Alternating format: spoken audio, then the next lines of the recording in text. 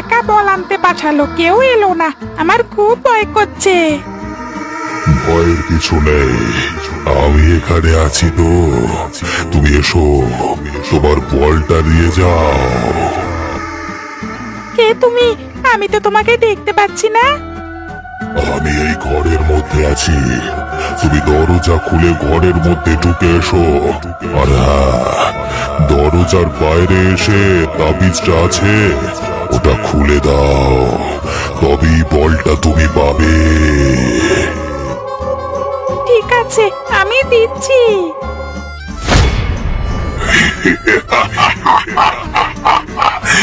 এবার আমি মুক্ত।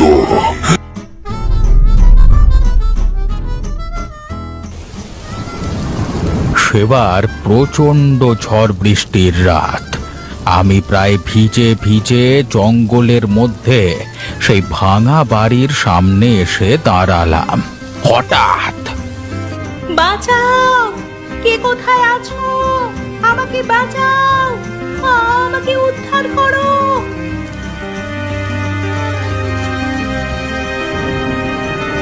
কি ব্যাপার, তুমি এখানে কি করছো মা? এত রাতের বেলায় এই ভাঙা বাড়িতে কি দরকারে তুমি এসেছিলে? আমি শুনেছিলাম এই বাড়িতে নাকি ভূত আছে। সত্যি কথা বলতে, গ্রামের মানুষদের ভয় কাটানোর জন্যই আমি এসেছিলাম, কিন্তু এখন দেখছি এসে আমি ভুলই করেছি। কি বলছো কি মা? তুমি কি সত্যি তাহলে ভূত দেখেছো? হ্যাঁ, শুধু দেখিনি, আমাকে এইমাত্র সে তাড়াও করেছিল। আর একটু হলে আমাকে মেরেই ফেলতো। আমি কোনো ক্রমে পালিয়ে বেঁচে চলে এসেছি। বলতে বলতেই সেই ভৌতিক অবয়ব আমাদের সামনে কিছুটা দূরে এসে দাঁড়ালো। সে কি ভয়ানক তার রূপ! তোদের কেউ আজকে আমার হাত থেকে বাঁচতে পারবে না। ওই মেয়ে আমাকে জ্বালাতন করেছে, ইচ্ছে করে এসে আমার ঘুম ভাঙিয়েছে। ওকে আজকে আমি শেষ করব। না না, আমি থাকতে কিছুতেই এই কাজ করতে দেব না তোকে। তবে রে, আমি আজ পর্যন্ত যা চেয়েছি তাই করেছি। কে আমাকে আটকাতে পারে আমি দেখি। যদি তুই সামনে আসিস, তোকে আগে শেষ করব, দেখ তবে। দেবিকা আমাকে ফেলে পালিয়ে গেল। এদিকে সেই ভূত ভয়ানক হিংস্র ভাবে আমার দিকে এগিয়ে এলো। তারপর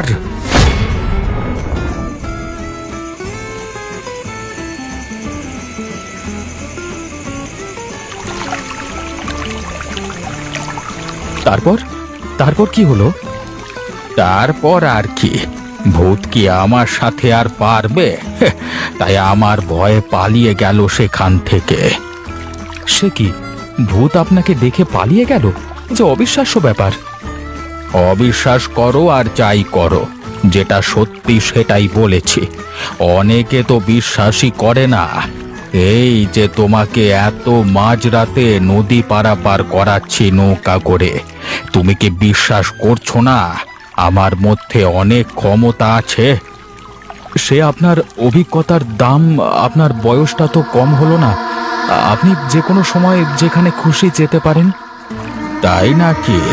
তাহলে বিশ্বাস করো না যে আমি ভূতকে তাড়িয়েছিলাম? সত্যি বলতে, এই চাঁদনি রাতে ভূতের গল্প শুনতে বেশ ভালোই লাগে। আমি গল্প হিসেবেই নিলাম। একবার আমার দিকে তাকিয়ে দেখো তো, সেই ভূতকে আমি নিজের মধ্যে বন্দি করে রাখতে পেরেছি কিনা। ওরে বাবারে, কি দেখছি আমি? রহিম চাচা, আপনার কি হলো? কোথায় রহিম চাচা? তাকে কবেই মেরে শেষ করে ফেলেছি। ওর এই দেহটাতে আমি অনেক দিন ধরেই থাকছি, কিন্তু আর বেশি দিন থাকতে পারছি না। আবার একটা তাজা শরীর চাই তোর মতো, তাই তোকে আজকে মেরে ফেলবো। না না না না, দয়া করে আমাকে বেরো না। ওরে বাবা রে!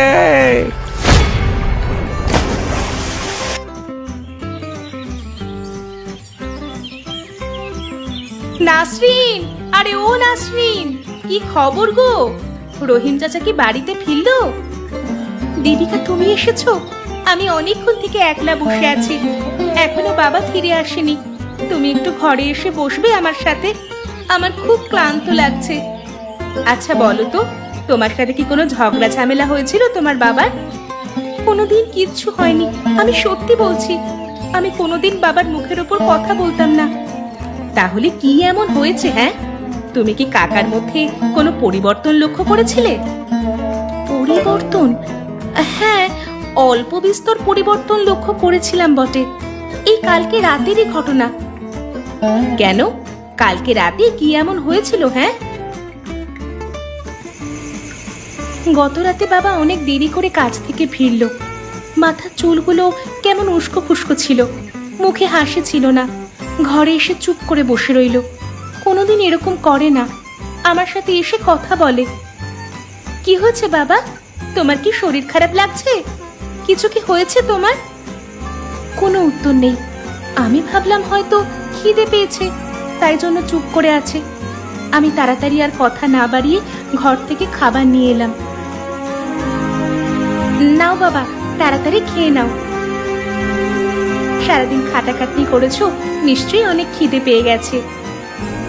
আমার খিদে নেই, আমি কিছু খাবো না।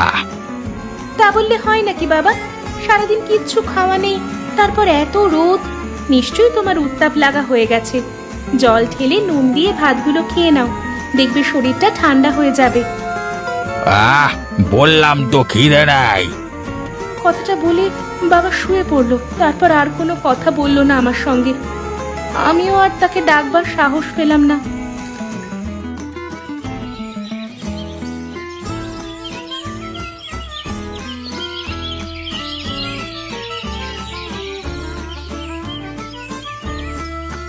আমি কোথায়? আমাকে কি মেরে ফেলেছে?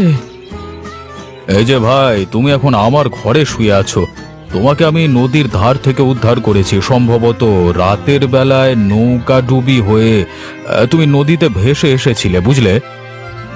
আপনাকে অসংখ্য ধন্যবাদ আমার প্রাণ বাঁচানোর জন্য, কিন্তু আমি যে বেঁচে ফিরবো সেটা কল্পনা করতে পারিনি কোনোদিন। না, সে তো বটেই, রাতের বেলায় নৌকা ডুবি হলে এরকম খেয়াল তো আসবেই। তোমার ভাগ্য ভালো যে তুমি... না দাদা, নৌকা ডুবি নয়, আমাকে ভূতে আক্রমণ করেছিল। ভূতে আক্রমণ করেছিল মানে? আমি ঠিক বুঝতে পারছি না তো। কালকে রাতে আমি নৌকায় করে আসছিলাম, সেই নৌকার মাঝি আর বেঁচে নেই। রহিম চাচা, তার শরীরের ভেতরে ভূতের বাসা। সে আমাকে একা পেয়ে আক্রমণ করতে গেল, তাই আমি কোনো মতে বেঁচে ফিরেছি। তাই নাকি? এ তো সাংঘাতিক ব্যাপার। এরকম ভৌতিক ঘটনা সচরাচর শোনা যায় না। হ্যাঁ, আমিও বিশ্বাস করতে চাইনি। আমাকে অনেকক্ষণ ধরে ভূতের গল্প শুনিয়ে যাচ্ছিল, কিন্তু তারপর যখন তার বিকট রূপ দেখলাম তখন... শোনো ভাই, তাই যদি হয় তাহলে আমাদের ওপারের ওই মাঝির বাড়িতে খবর দিতে হবে।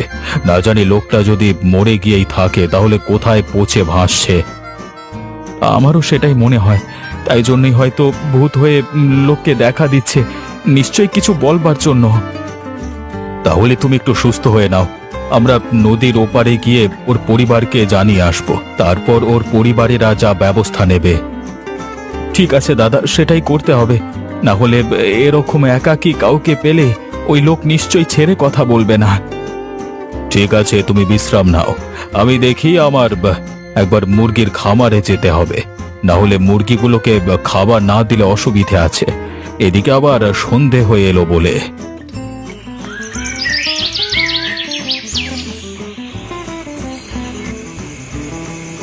তাড়াতাড়ি করে মুরগির খাবারগুলো দিয়ে চলে যায়। একটা মুরগি বরং নিয়ে যায়, অতিথি হিসেবে যখন এলো, তাহলে ওকে খাওয়ানোর দায়িত্ব আমার। যাই, নিয়ে যাই। কি ব্যাপার, মুরগিগুলো এরকম চিৎকার করছে কেন? কি হয়েছে কি? একবার গিয়ে দেখে আসি তো। আরে কি ব্যাপার, ওখানে কে দাঁড়িয়ে আছো? হ্যাঁ, খবরদার বলছি, এখান থেকে চুরি করবার সাহস করবে না কোনো কিছু, তাহলে কিন্তু খারাপ হয়ে যাবে। আমি তো কিছু চুরি করতে আসিনি, আমি এসেছি খেতে। আমার খাওয়া হয়ে গেলেই এখান থেকে চলে যাব। তাই নাকি? তোমার শক্ত কম না? খাওয়া হয়ে গেলে চলে যাবে? বলি তোমার কি বাবার জিনিস নাকি এগুলো? খবরদার, আমাকে রাগানোর চেষ্টা করবি না। বাঁচতে চাইলে এখান থেকে চলে যা, না হলে তো কেউ আমার হাত থেকে কেউ বাঁচাতে পারবে না। সাহস থাকলে সামনে এসে কথা বল। অন্ধকারের মধ্য থেকে কথা বলছিস কেন? ওরে বাবা রে, মরে গেলাম রে! ভূত ভূত! খুব ভয় পেয়ে গেছিস নাকি? তোর অবস্থা খারাপ করে ছেড়ে দেব। এই মুরগিটা খাওয়া হলেই তোকে খাবো। না না না না, আর এখানে থাকা যাবে না, এখান থেকে পালাই। ওরে বাবা!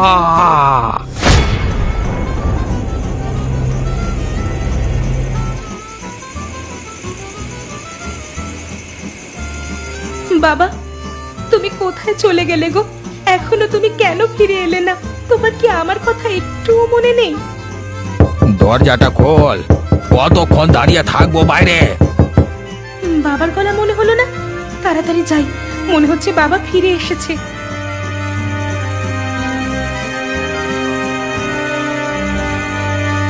দরজাটা খুলতে এত দেরি হলো কেন? কি করিস ঘরের ভেতরে বসে? তুমি কালকে কোথায় ছিলে বাবা? বাড়িতে আসতে এত দেরি করলে কেন? কোথাও গিয়েছিলে নাকি? কি ব্যাপার, তোমার গায়ে এরকম রক্তের দাগ কেন? তুমি কি কোথাও পড়ে গিয়েছিলে নাকি? কি হয়েছে তোমার? আমাকে বেশি বকাস না। আমার ঘুম পেয়েছে, আমাকে ঘুমাতে দে। বিরক্ত করিস না, আমাকে একা থাকতে দে। এতদিন তুমি কোথায় ছিলে বলতে হবে তো আমাকে। আমার তো তোমায় নিয়ে চিন্তায় চিন্তায় চোখের ঘুম চলে গেছিল। তোকে কি আমি ঘুমাতে বারণ করেছিলাম? বেশি কথা বলিস না, তাহলে কিন্তু গায়ে হাত উঠিয়ে দেব বলে দিলাম। সামনে থেকে দূর হয়ে যা। হঠাৎ বাবার কি হলো? এইভাবে রেগে গেল কেন? না না, আমার বিশেষ ভালো লাগছে না। কি জানি কি হয়েছে।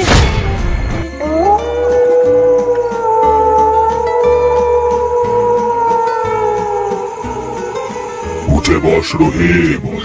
এই নে, এই মুরগিটা খাওয়া শেষ কর। তোর সাহস কি করে হয় নৌকা ছেড়ে এখানে পালিয়ে আসবার? ভুল হয়ে গেছে, মেয়ের জন্য খুব কষ্ট হচ্ছিল, সেই জন্যই পালিয়ে এলাম। কিন্তু আমি কালকে সকালই আবার চলে যাব। কি ব্যাপার, বাবা কার সাথে এত রাতে কথা বলছে? একবার গিয়ে দেখি তো। যতদিন না আমি অন্য তাজা দেহ পাচ্ছি, ততদিন তোর দেহে আমার আশ্রয়। তুই আমাকে পুষে রাখবি তোর মধ্যে। আর যদি আমার কথার অবাধ্য হোস, তাহলে কিন্তু তোর মেয়েকে শেষ করে ফেলবো। দাঁড়া, এমন করবেন না। আমি আপনাকে কথা দিচ্ছি, আমি আর কোনোদিন নৌকা ছেড়ে আসবো না বাড়িতে।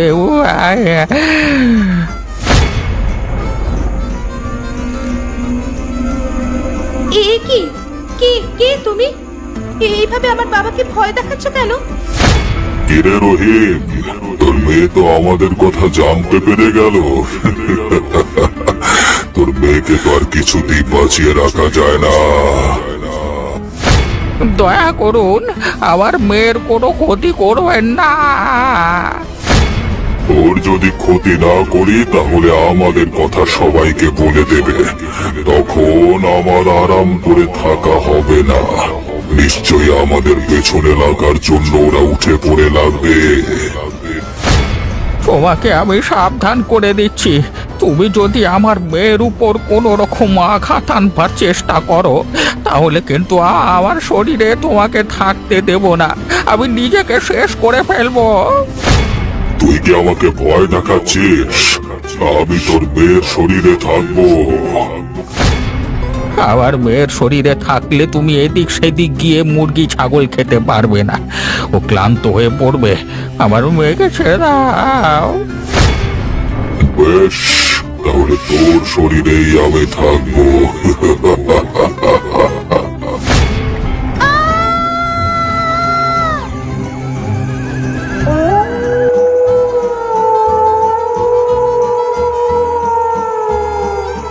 বলো কি দাদা, আজকে রাতে তাহলে তোমাকে আক্রমণ করেছিল? কি আর বলবো ভাই, আমি যে আমার জীবনে এরকম কাণ্ড দেখবো কোনোদিন ভাবিনি গো। অন্ধকারে দেখলাম আমার মুরগিগুলো খুব চিৎকার করছে, তারপর দেখি একটা ছায়া মূর্তি দাঁড়িয়ে আছে। ও বাবা, সেই ছায়া মূর্তির কাছাকাছি যেতেই দেখলাম ভূত আমার মুরগিগুলোকে কাঁচা চিবিয়ে খাচ্ছে। না দাদা, আমার মন বলছে আমাকে যে ভূতে আক্রমণ করেছিল এই সে, যে কোনোভাবে ভূতের হাত থেকে রেহাই পেতে হবে। আমরা কালকে যাব ওই গ্রামে, তারপর ওই রহিম মাঝির বাড়িতে গিয়ে সমস্ত কিছু জানাবো। আজকে হয়তো ভাগ্যের জোরে বেঁচে গেছি, কিন্তু যদি এভাবেই চলতে থাকে তাহলে যে কোনো সময় আমরা মারা পড়তে পারি, যে কোনো সময় আমাদের ক্ষতি হয়ে যেতে পারে। দাদা ঠিকই বলেছ, ব্যবস্থা নিতেই হবে।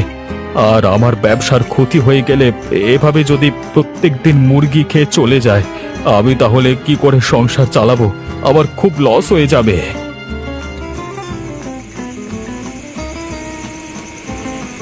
বাবাকে উদ্ধার করতেই হবে ওই ভূতের হাত থেকে। আমাকে বাবা অনেক দিন ওই পোড়ো বাড়ির কথা বলেছিল। আমি ওখানে গিয়ে দেখি, নিশ্চয়ই ওই ভূত বাবাকে নিয়ে ওখানে আশ্রয় নিয়েছে।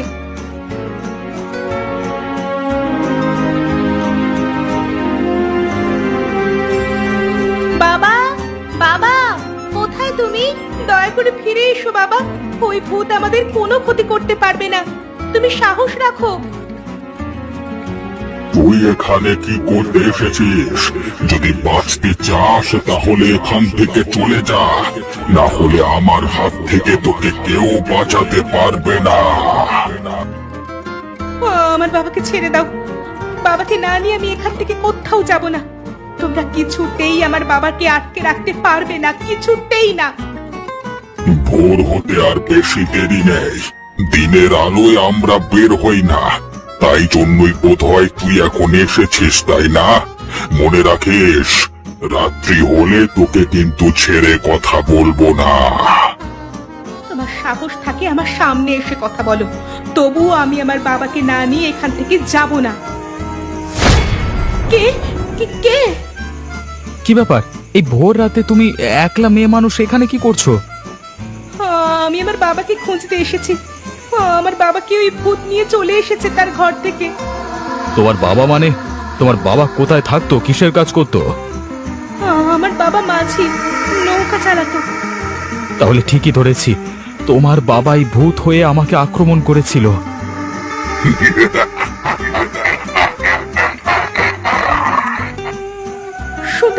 শুনতে পেলে তোমরা?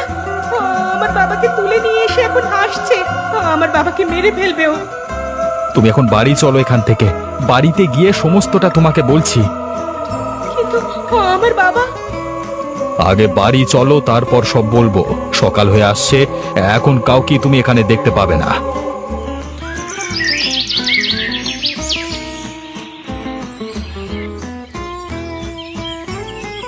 কালকে রাতেই বাবা ফিরে এসেছিল, কিন্তু বাবার আচার ব্যবহার দেখে আমার একদম ভালো লাগছিল না। তারপর রাতের বেলায় হঠাৎ সেই ভৌতিক কাণ্ড। দেখো, দুঃখ করো না। আমার যতদূর মনে হয় তোমার বাবা আর বেঁচে নেই, তোমার বাবাকে মেরে ফেলা হয়েছে অনেক আগেই। কিন্তু কালকে রাতে বাবা আমাকে বাঁচানোর জন্য এই ভূতের হাতে পায়ে ধরেছিল। আমি নিজের চোখে দেখেছি, তারপর অজ্ঞান হয়ে গিয়েছিলাম। সেসব ওদের ছলনা, ওরা ঘরের মধ্যে কিছুই করতে পারে না, কারণ গ্রামের মানুষের প্রত্যেকের বাড়ি বন্ধন করা আছে, তাই জন্যই তারা ঘরের বাইরে মানুষ নিয়ে গিয়ে মেরে ফেলে। কিন্তু ওই ভূত তো আমার শরীরে আশ্রয় নেবে বলেছিল। তুমি ভাগ্যিস ভোর রাতে গিয়েছিলে। যদি কালকে তুমি কোনো মতে অজ্ঞান না হতে, তাহলে ওদের পরিকল্পনা আরো স্পষ্টভাবে দেখতে পেতে। তার মানে আমাকে কি রাতেই মেরে ফেলতো?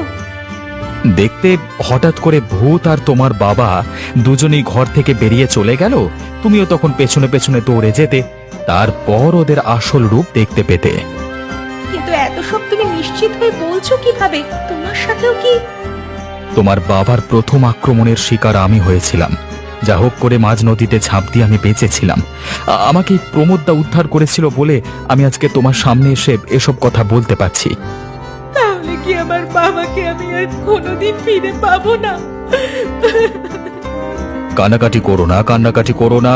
আজকে রাতের বেলাতেই আমাদের একটা ব্যবস্থা করতে হবে। আশেপাশে কোনো ফকির বা তান্ত্রিক আছে তোমাদের? না, সেরকম তো কেউ নেই যে ভূত তাড়াতে পারে। গ্রামের সকলে ভয়েই অস্থির। তাহলে আমাদের একটু খোঁজ খবর করতে হবে। আমার মনে হয় ওই পুরনো বাড়িটাই যত নষ্টের গোড়া। ওই বাড়িটাকে আগুন দিয়ে পোড়াতে হবে, আর না হলে মন্ত্রপুত তাবিজ দিয়ে বাঁধতে হবে। ঠিক আছে প্রমোদদা, চলো আমরা একটু খোঁজ খবর করে দেখি। হ্যাঁ চলো ভাই, যাওয়া যাক। নাসরিন তুমি থাকো। হ্যাঁ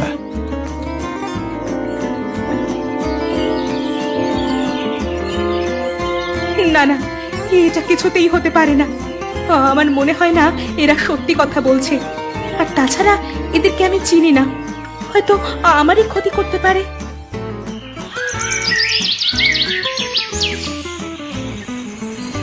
শোনো নাসরিন, তোমার বাবা হয়তো অনেক ছলচাতুরি করবার চেষ্টা করবে। তুমি কোনো মতে তোমার আবেগ বাইরে বের হতে দেবে না, নিজের মধ্যেই সীমাবদ্ধ রাখবে। আচ্ছা বেশ, আমি চেষ্টা করব। প্রমোদদা, তাহলে আমাদের প্রথম কাজ কি হবে? আমাদের যত তাড়াতাড়ি সম্ভব তাবিজটি ওই পুরনো বাড়ির সামনে দরজায় বেঁধে দিয়ে চলে আসতে হবে। মারে নাসরিন মা, আমাকে বাঁচা। আমি এই নৌকার উপর আছি মা, আমাকে দয়া করে বাঁচা, না হলে এই ভূত আমাকে মেরে ফেলবে। বাঁচা আমাকে মা। বাবা, বাবা তুমি কেঁদো না বাবা, আমি এক্ষুনি যাচ্ছি তোমাকে বাঁচাতে। আরে আরে নাসরিন দাঁড়াও, যেও না। নাসরিন ও মানুষ নয়। সবির সবির, ওকে এখন কিছুতেই মানানো যাবে না। চলো আমরা আমাদের কাজটা শেষ করে আসি। কিন্তু যদি নাসরিনকে মেরে ফেলে? একবার শিক্ষা হতে দাও, নিজের চোখে একবার ওদের রূপ দেখতে দাও, তারপরে বিশ্বাস করুক, না হলে আমাদের সারা জীবন দোষী করে রাখবে। তাহলে চলো আমরা তাড়াতাড়ি যাই। বাবা, তোমার কি হয়েছে বাবা? আমি থাকতে তোমার কেউ কিচ্ছু করতে পারবে না। আমি তোমাকে ওই ভূতের হাত থেকে বাঁচিয়ে নিয়ে যাব বাবা। তুই কিভাবে বাঁচবি আগে সেটা দেখ, তারপর তো বাঁচাবি কাউকে। তোর বাপকে আমি কবি মেরে ফেলেছি, এবার তোর পালা। বাঁচাও, ওরা আমাকে ঠিকই বলেছিল। আমি ওদেরকে অবিশ্বাস করেছিলাম। আমার ভুল হয়ে গেছে, আমাকে বাঁচাও। তোকে বাঁচানোর মতো এখানে কেউ নেই। তোকে আমার হাত থেকে কেউ বাঁচাতে পারবে না।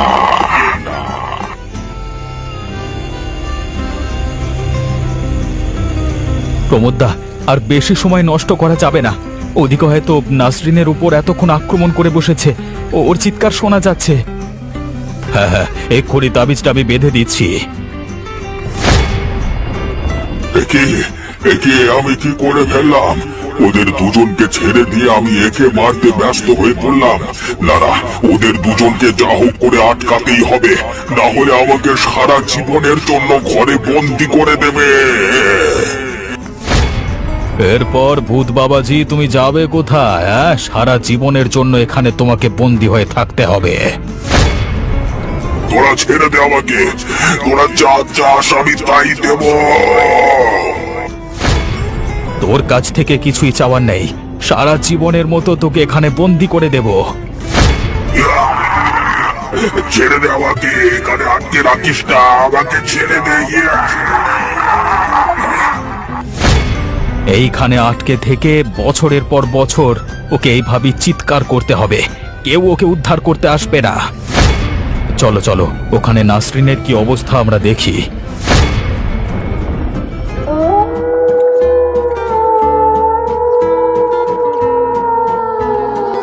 বেটারা আমাকে একা বল আনতে পাঠালো, কেউ এলো না। আমার খুব ভয় করছে। ভয়ের কিছু নেই, আমি এখানে আছি তো। তুমি এসো, তোমার বলটা দিয়ে যাও। কে তুমি? আমি তো তোমাকে দেখতে পাচ্ছি না। আমি এই ঘরের মধ্যে আছি, তুমি দরজা খুলে ঘরের মধ্যে ঢুকে এসো। আর হ্যাঁ, দরজার বাইরে এসে তাবিজটা আছে ওটা খুলে দাও, তবেই বলটা তুমি পাবে। ঠিক আছে, আমি দিচ্ছি।